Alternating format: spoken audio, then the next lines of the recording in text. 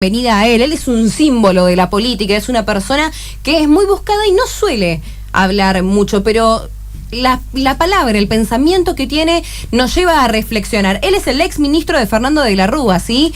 Él es Ricardo López Murphy. Ricardo, muchas gracias por atendernos. Rosario, Jorge y Emanuel te saludamos. Un gusto hablar con ustedes. ¿Cómo estás, Ricardo? Muy bien.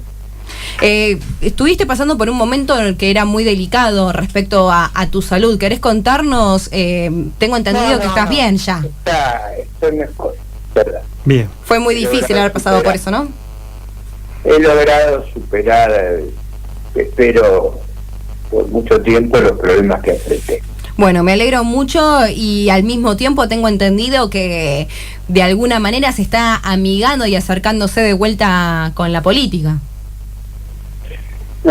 Nunca estuve alejado en términos de hacer pesar mi opinión sobre los problemas que el país enfrentaba y sobre los temas que a nivel mundial conmueven la conciencia de los seres humanos, sobre lo que se llama la cuestión arquitectónica de la política, el mundo de las ideas. Nunca he dejado de estar presente, quizás con intervenciones menos frecuentes que los que actúan en la política agonal, electoral, donde obviamente tienen que opinar todo el tiempo y a todo momento de todos los temas, sepan o no sepan. En general, yo he tratado de que mi opinión sea una contribución a entender los debates que enfrentamos a nivel del mundo y a nivel local, ¿no? Claro, al mismo tiempo, Ricardo, es muy interesante saber su opinión respecto a este gobierno, porque indudablemente yo no estoy de acuerdo, siempre discuto con las personas que lo afirman, comparan mucho el gobierno, el famoso 2001, con el actual gobierno, con el corralito y con todo lo que tuvo que ver, haciendo, digamos, un paralelismo de la Rúa es Macri, Macri es de la Rúa. No, son circunstancias muy distintas, ¿no? O sea, en el año, a fines de la década del 90 hubo, digamos, un shock muy severo para todos los países emergentes y sobre todo para Sudamérica, por eso las crisis que sufrieron Brasil, Uruguay, Argentina, que fueron muy severas en esa época. Y estuvieron muy vinculadas a la crisis asiática que derrumbó los precios de las commodities, a la crisis rusa que le cerró los mercados capitales, y a consecuencia de estas dos, del derrumbe de Brasil, que es la economía más importante de la región. Sí. Nada de eso está ocurriendo hoy, no tiene nada que ver la situación objetivamente vista con los problemas dramáticos, tremendos que se enfrentaron a fin de la década 90, a principios del siglo XXI. Hoy no hay esos problemas en la región y no tampoco los hay en el mundo. No hay una crisis equiparable a la asiática o a la rusa en este momento. Claro. Una pregunta. Usted habló de crisis cíclica y para salir de esto tendríamos que tener 10 años de austeridad y un gran acuerdo político. ¿10 años de austeridad significa dejar de lado los partidos populistas? No, 10 años de austeridad es un término. No se le escucha bien, Ricardo. Sí, a lo mejor austeridad es un término muy europeo, que en general lo uso yo como sinónimo de consolidación fiscal. O sea, yo creo que la Argentina enfrenta 10 años de algo parecido a presupuestos balanceados. Me parece que eso va a estar impuesto por la realidad, no va a tener un fácil acceso a la deuda.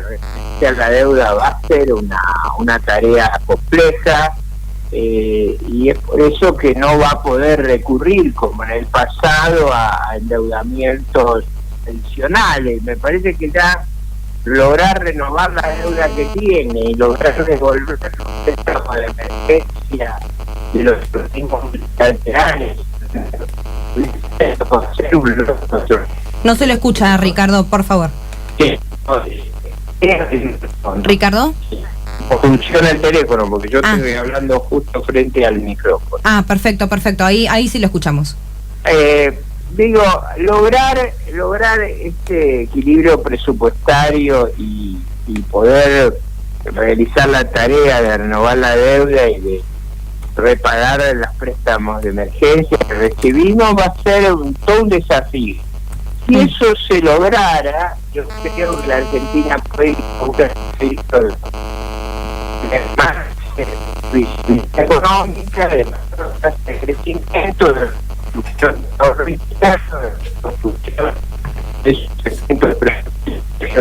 No, Ricardo, perdón, pero no, lo estamos perdiendo. Muy bien. Ahí está. Creo que ese es el desafío grande. No me parece algo extraordinario, pero me parece que solo se va a poder lograr un desempeño de este orden si hay un acuerdo institucional de gestión. Esto es, yo creo que la idea de gobernar en minoría y usar la excusa de que es minoría para no hacer nada se agota con este gobierno. Los próximos gobiernos van a tener que introducir reformas importantes en toda la gestión del Estado. Algunas me gustarán, otras no, pero eso me parece que va a ser un requisito sine qua non para la gobernabilidad de Argentina. El riesgo, me parece a mí, más grave que enfrenta nuestro país es la ingobernabilidad. Bien. Sí. Chicos. No, a mí me pareció interesante un concepto que estaba diciendo antes de que se le cortara, que era la descripción de la economía de Macri. Si lo puedes repetir, porque ese no se escuchó muy bien. No, yo lo que digo es que hubo, digamos, por algunas razones, o por estrategia, o por las dificultades políticas de esta transición, hubo la idea de gobernar en minoría y no introducir reformas, o sea, no enfrentar los problemas que tenemos. Eso se puede prorrogar más, o sea, por ejemplo, para citar un caso más simple y más fácil de entender, el estado de indefensión de Argentina. Argentina no tiene no tiene aviones en condiciones de proteger el espacio aéreo, no tiene su flota en condiciones de afrontar la protección de todo el área marítima argentina, no puede conservar el control de su frontera. Me parece que eso es suficiente para entender el problema que tenemos. Sí, y también hay otros ejemplos, por ejemplo las cargas sociales, iba a decir, las asignaciones universales y otras medidas de ayuda que tiene la población más vulnerable. Ya se había hecho, digamos, una descripción del problema en la etapa del kirchnerismo, y este gobierno parecía que venía con otras soluciones, y no solamente que no implementó nada, sino que las mantuvo y no encontró la vuelta. Digo, y esto es una situación problemática que ya viene hace más de 12 años. No, ahí está claro que el diseño de esas políticas ha sido en forma de emparchar dificultades, digamos. No ha habido un diseño, no hay un diseño estructural de cuál es la responsabilidad de la política social, cuáles van a ser su empeño, sus compromisos, cuáles son compromisos valiosos, cuáles no lo son. Yo creo que ahí hay un problema enorme de transparencia. Creo que eso, en la medida que se repiense el problema, creo yo que el ejemplo más interesante para mirar es la reforma que hizo Clinton en los Estados Unidos cuando pasó del welfare al welfare, es decir, de pasar de los subsidios como un modo de vida a los subsidios como un tránsito al retorno al mundo del trabajo y a vivir del sudor de la frente, como un componente de ciudadanía. Claro, es una transición compleja que creo que no se le ha prestado atención, y lo que se ha hecho es simplemente prorrogar el statu quo. Si usted quiere, como dice el gobierno, ampliarlo. Ahora, sí, ampliar políticas que son transitorias como si fueran permanentes, yo creo que no induce a la transformación que Argentina tiene. Mire, hay un tema muy extraordinario de mirar. Si uno mira cómo funciona la economía europea,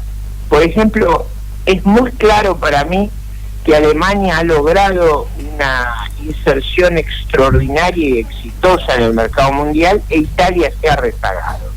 Creo yo que estudiar ambos casos nos ayudaría mucho a entender las reformas que hizo Alemania y las que no hizo Italia. Y digo ese ejemplo distante porque creo que gran parte de nuestras dificultades se vinculan a la falta de un plan organizativo del Estado serio, responsable y financiado.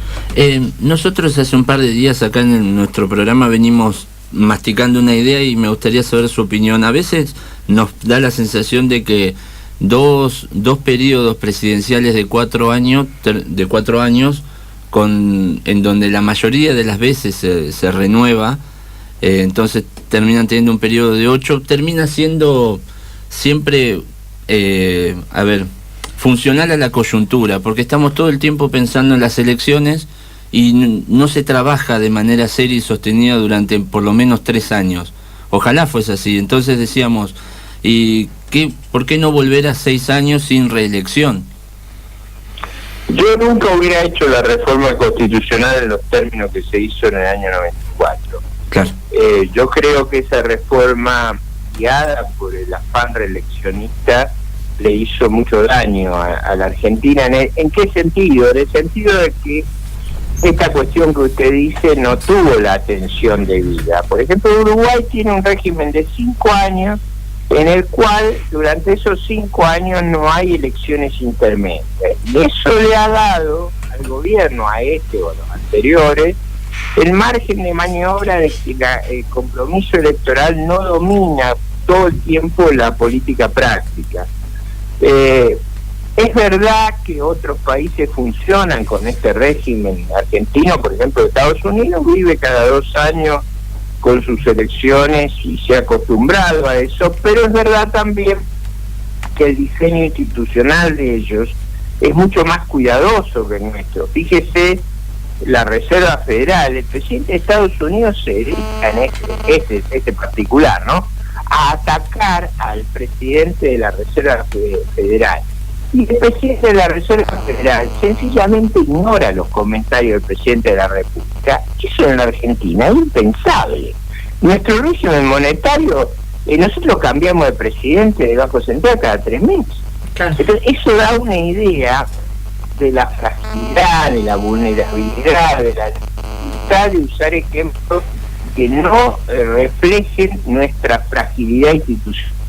Y creo que una de las reformas que tenemos que hacer es en ese orden monetario. Perú, por ejemplo, mire el caso de Perú, tiene los 5 presidentes o presos o encausados por los episodios de Odebrecht y demás. Tiene a la principal líder de oposición presa por esos temas. Ese país no tiene ninguna crisis económica y el presidente del Banco Central está en su cargo hace 11 años y a nadie se le ocurre tocar. Pero en esos casos son cargos de carrera, digamos. Bueno, o por ejemplo el presidente del Banco Central, el presidente del Banco de la Reserva de Perú, en realidad es nominado como aquí por el Senado, pero se le da el acuerdo, confirmada por el Senado. O sea, acá se lo puede remover, poner, devolver, endeudar, hacer lo que se le ocurra a usted y no hay ningún límite. Y le cuento 2 casos bien extremos. Para no usar el caso del Banco Central Europeo, usé el caso de la Reserva Federal de los Estados Unidos y el Banco de Reserva de Perú. Sí. Podría usar el caso del Banco Central Europeo, donde sus autoridades prácticamente no responden a ningún gobierno nacional. Es decir, esa fragilidad que nosotros tenemos nos ha puesto en un estado de vulnerabilidad social donde todo el mundo habla, como ustedes bien señalaban, de la coyuntura, de qué pasa con el dólar hoy, ese tema obsesivo, disparatado que tiene la Argentina. En ningún otro país pasa eso. Bueno, usted sabe que en esa línea, digo, de la celeridad de la coyuntura, a mí me gusta que, sabiendo que el año que viene hay elecciones, los postulantes o los que tengan intención de ser candidatos empiecen ahora. No por una cuestión de empezar la campaña política, sino como para conocer sus proyectos, trabajarlos y ver también si hay proyectos parecidos. ¿Cómo? Si los tiene. Sí, los tiene. O sea, yo muchas veces la sensación que tengo es que el grueso del liderazgo argentino no tiene ningún proyecto, solo está. Claro. Ahí se complica. Una pregunta, recién tocó los expresidentes peruanos que están todos a juicio. ¿Usted coincide con Garabano de que no deberíamos tener presidentes juzgados acá en la Argentina, o por el contrario, al modo brasilero, es sano para una república que podamos juzgar a nuestros propios presidentes? El principio liminar de nuestro orden constitucional es la igualdad ante la ley. Es preconstitucional para nosotros. Puede ser la Asamblea del año 13. Nadie tiene fueros ni blasones contra la República. Acá no hay derecho adquirido. Toda esa tontería que se dice de los derechos adquiridos, del privilegio de los presidentes, no resiste una inspección liviana de nuestro orden institucional. La igualdad ante la ley, esa es la base de las cargas públicas, la base de nuestra organización institucional. Eso es una expresión extremadamente desafortunada del ministro de Justicia. Claro, al mismo tiempo no se termina cumpliendo ni una cosa ni la otra, Ricardo, porque creo que en cierto modo vos tenés que dar el ejemplo de si el pibe que roba el kiosco va en cana, el presidente que roba siendo presidente también tiene que ir en cana. Absolutamente, absolutamente. Es exactamente. Eso es lo que estoy tratando de decir. Eso implica la igualdad ante la ley. Claro. No hay diferencias para nadie. Del primero al último tienen que enfrentar las consecuencias de sus actos. Ricardo, tengo la sensación de que la coalición de gobierno que armó Mauricio Macri con los radicales y Elisa Carrió, me parece que ese híbrido todavía no terminó de ensamblarse, y no sé si tiene buen puerto el ensamblaje entre empresarios muy exitosos y políticos. Digo esto porque todo el tiempo estamos viendo enfrentamientos entre Carrió y Garabano, entre Peña y Vidal, y esos chispazos tampoco aportan seriedad a tan poco tiempo de que termine el mandato. Sí, yo creo que la fragilidad de nuestro sistema político es una de las explicaciones cruciales de por qué fracasamos, porque el fracaso nuestro esté extendido en el tiempo, y ese fracaso creo yo que requiere una explicación institucional, y mi sensación es que una de las partes del fracaso institucional es justamente la degradación de los partidos políticos. No hay hoy, usted no nota, fíjese que el mismo comentario, ¿qué dirían los candidatos? Yo diría, ¿qué dicen los partidos? ¿Qué opinan sus congresos, sus convenciones? En realidad, usted no hay ningún documento de fondo, ningún manifiesto electoral. Todo es a la que te criaste. Eso me parece que es el problema más serio que tenemos. Ricardo, tengo dos cuestiones que me andan girando por la cabeza. ¿En algún momento se planteó qué hubiese pasado en el caso de que Kirchner no haya asumido? Porque quedaba luego, o sea, en ese cambio tan abrupto de que, viste, como ahora con el presidente del Banco Central, duraban 2 días, 3 días, 1 hora y demás. Podría haber sido tranquilamente presidente en todo ese cambio que hubo en esa crisis en Argentina. Es verdad, eso creo, desgraciadamente los votos no nos acompañaron. Yo creo que hubo ahí nunca voy a terminar de entender por qué la gente votó como votó en el 2003, sobre todo si uno miraba los antecedentes de los candidatos. A mí me parecía que era muy clara la diferencia que había entre las propuestas, las conductas, la trayectoria nuestra y la del gobernador de Santa Cruz de ese entonces. Pero bueno, ocurrió lo que ocurrió. Yo creo que la historia no se puede rehacer. Yo lamento que haya sido como fue, pero no se puede rehacer. Si hubiese sido presidente nos ahorrábamos 12 años de kirchnerismo, Ricardo. Es verdad. No solo eso, yo creo que hubiéramos aprovechado, lo más importante, hubiéramos aprovechado la oportunidad más excepcional que tuvo nuestra patria, que fue la primera década del siglo XXI. Hubiéramos aprovechado circunstancias excepcionales hubiéramos jerarquizado la decencia y la honestidad de los comportamientos, hubiéramos fortalecido las instituciones y le hubiéramos devuelto a los argentinos el entusiasmo por vivir en un país del cual se enorgullezcan. Lamento que eso no haya ocurrido. Ricardo, hay una leyenda popular que se dice, ¿no?, siempre que para ser presidente de Argentina vos tenías que sentarte a hablar con Eduardo Duhalde, con el de las mineras, con Techín, con Franco Macri y con Lázaro Báez en el sur. Digo, ¿hay algo en el imaginario que de la sociedad que es real o es todo imagen de uno? No, yo creo que hubo un voto poco lúcido que generó una espectacular pérdida de oportunidad. Eso creo que a esta altura ya ocurrió. Pero bueno, me parece que eso ya ocurrió y no tiene sentido pensar cómo hubiera sido. Es verdad que creo que hubiéramos tenido una gran oportunidad para mejorar fuertemente nuestro desempeño, pero bueno, ya estuvo, ya ocurrió. Y hablando de actualidad, el otro día estaba charlando con Yamil Santoro y justamente lo que me decía es que en una de esas es muy probable que haya una alianza y que en base a esto usted vuelva a pelear en las próximas elecciones. ¿Qué hay de cierto? ¿Qué hay de verdad? Nunca yo he planteado eso. Yo no he planteado ese tema, no lo he hablado. He tratado sobre todo de esclarecer el problema de orden institucional y programático que tenemos. En general he estado, por las razones que ustedes apuntaban al comienzo, sí, alejado de la lucha agonal electoral y sigo en esa cosa.